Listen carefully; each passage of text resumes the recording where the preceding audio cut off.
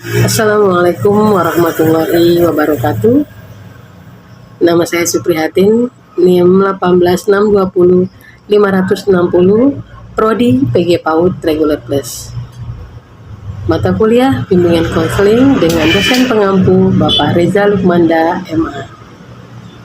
Kali ini saya akan memberikan video tentang studi kasus bimbingan konseling pada anak usia dini.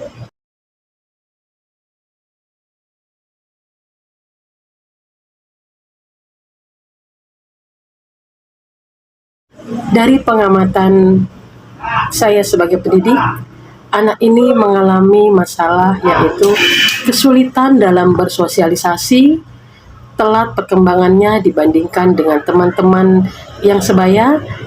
Yang ketiga, lebih banyak diam dan tidak bisa mengontrol emosi saat mengikuti kegiatan di kelas.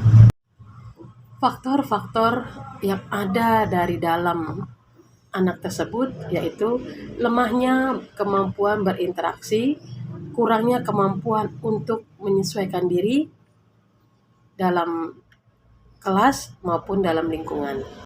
Faktor dari luar atau eksternal. Yang pertama dari faktor keluarga. Ayah dan ibu dari NA ini, dia berpisah dari anak ini kecil. NA ini diurus oleh seorang nenek. Dari kecil, anak ini tidak pernah diberikan perhatian khusus kepada kedua orang tuanya karena bisa dikatakan anak ini broken home. Yang kedua, faktor ekonomi.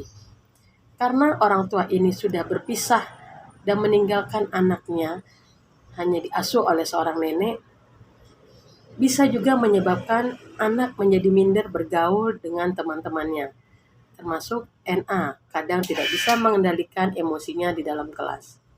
Apabila dalam belajar dia kesulitan, dia acap kali menangis dan melempar barang-barang yang ada di sekitarnya. Ada beberapa cara menanganinya dalam kasus NA ini. Yang pertama yaitu tahap yang pertama yang dilakukan adalah dengan cara pendekatan secara pribadi terhadap NA dengan menanyakan bagaimana keadaan orang tuanya di rumah, perhatiannya, kasih sayangnya kepada NA, sehingga ia mampu bercerita dan terbuka pada gurunya tentang apa yang dia rasakan saat ini. Yang kedua adalah tindak lanjut. Saat kita sudah mengetahui cerita dari anak tersebut, untuk mengatasi masalah yang dihadapinya adalah tindak lanjutnya, guru harus lebih sering berkomunikasi dengan NA, orang tua, dan bekerja sama untuk melihat perkembangan NA selanjutnya. Yang kedua, orang tua harus memberikan perhatian lebih kepada NA agar tidak lagi menutup diri kepada teman-temannya, baik itu di sekolah ataupun di lingkungan rumah. Dan tidak lagi malas belajar, dan kita harus terus memberikan motivasi untuk belajar. Yang ketiga, memberikan motivasi agar NA bisa mengontrol emosinya di sekolah saat dia tidak bisa mengikuti pelajaran di sekolah atau tidak bisa menerima apa yang dia inginkan. Cara menanganinya dalam bimbingan dan konseling ada beberapa poin. Yang pertama, layanan bimbingan belajar.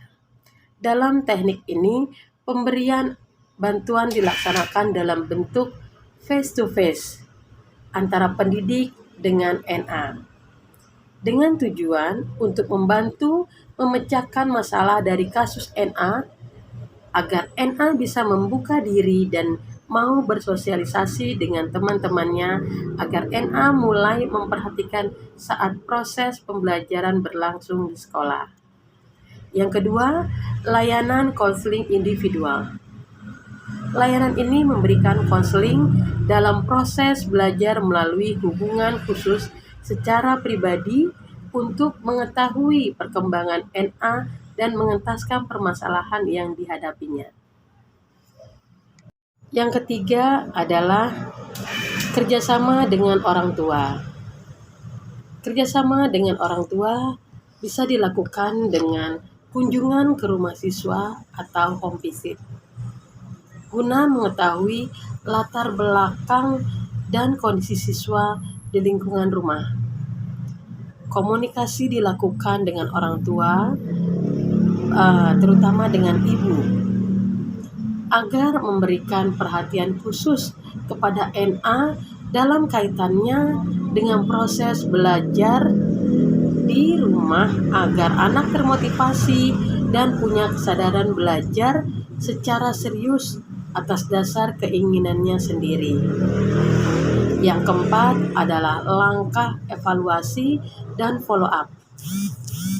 Follow up dilakukan untuk mengetahui perkembangan siswa guna mengevaluasi keberhasilan dari home visit, dari pengamatan berhasil atau tidaknya upaya bantuan yang diberikan kepada peserta didik tentang permasalahannya dari pihak guru, agar NA termotivasi sehingga punya rasa percaya diri dan bisa tumbuh dengan sesuai dengan usianya. Saran untuk orang tua, untuk mendapatkan hasil yang maksimal dalam memecahkan masalah ini, perlu kerjasama semua pihak yang terkait, diantaranya terutama orang tua, guru, teman-teman NA, dan NA sendiri, dan perlu memberikan masukan kepada NA, antara lain untuk lebih berusaha dan semangat dalam belajar, untuk lebih sering lagi bermain dengan teman sekelas, lebih sering berkomunikasi dengan teman, dan jangan pernah takut atau malu untuk bertanya kepada guru apa saja yang tidak NA mengerti. Dan perhatian khusus dalam pergaulan di rumah. Memberikan bimbingan belajar kepada NA di rumah. Memenuhi kebutuhan NA dengan baik. Memberikan motivasi dan semangat yang diperlukan NA.